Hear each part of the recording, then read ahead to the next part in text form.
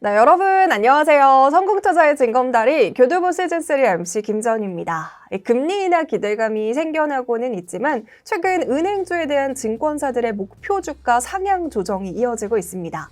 아무래도 밸류업 프로그램에 따른 후속 모멘텀 그리고 대출 증가 등의 이유가 있을 텐데요. 교두보에서도 은행주들 자주 다뤘었는데 여전히 은행주에 대한 매수 전략이 유효한지 살펴보겠습니다. 자, 그럼 교두보 시즌3 지금 바로 시작합니다. 자, 올해 들어서 은행업은 26.8%대의 상승세를 기록하면서 코스피 수익률을 19.2%포인트 상회했고요. 지난 3개월간에도 은행업은 16.1% 상승하면서 코스피 수익률을 9.6%포인트 상회하는 모습을 보였습니다.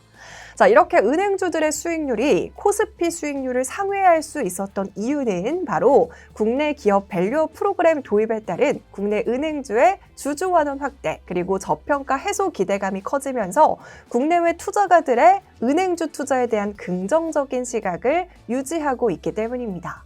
자, 이 근거는 크게 세 가지로 구분을 해볼 수가 있을 것 같은데요. 자, 일단 첫 번째로는 은행별 편차가 존재하기는 하지만 절대적인 여신 규모와 견조한 여신 성장으로 인해서 시장금리 하락에 따른 순이자 마진 감소 이상의 이자 순이익을 시현한 것으로 추정이 되고 있습니다.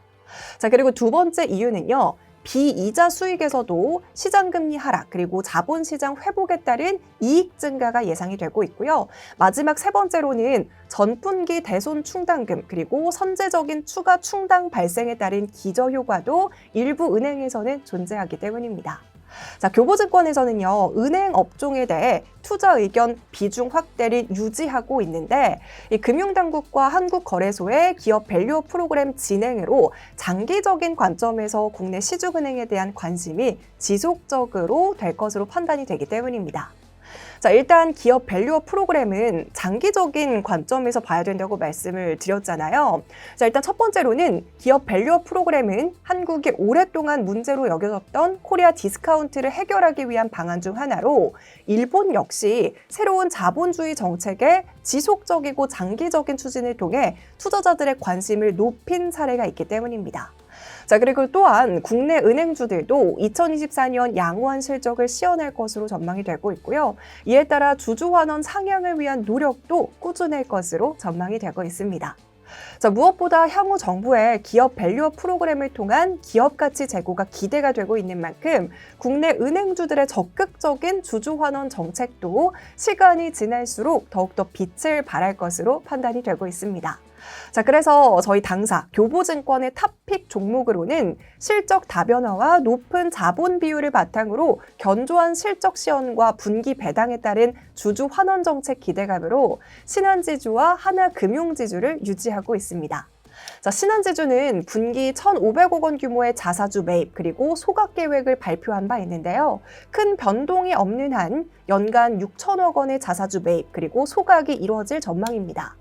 네, 그리고 2024년 2분기 당기 순이익은 1조 7,324억 원으로 전분기 그리고 전년 동기 대비 각각 65.1% 그리고 15.6%나 증가했고요. 교보증권의 예상을 무려 20.6%나 상회했습니다. 네, 이렇게 이익이 증가한 이유는요. 견조한 순이자이익 증가와 전분기 ELS 관련 손실 보상 비용 발생에 따른 기저효과가 있었고요. 교보증권 및 시장 컨센서스를 상회하는 실적 시현은 고무적이라고 볼 수가 있겠습니다. 자, 이렇게 KB증권을 비롯해서 다양한 기업들, 다양한 은행들의 실적도 발표가 되고 있는 만큼 앞서 말씀드린 바와 같이 은행주들은 꾸준히 관심을 가져보셔도 될 것 같습니다.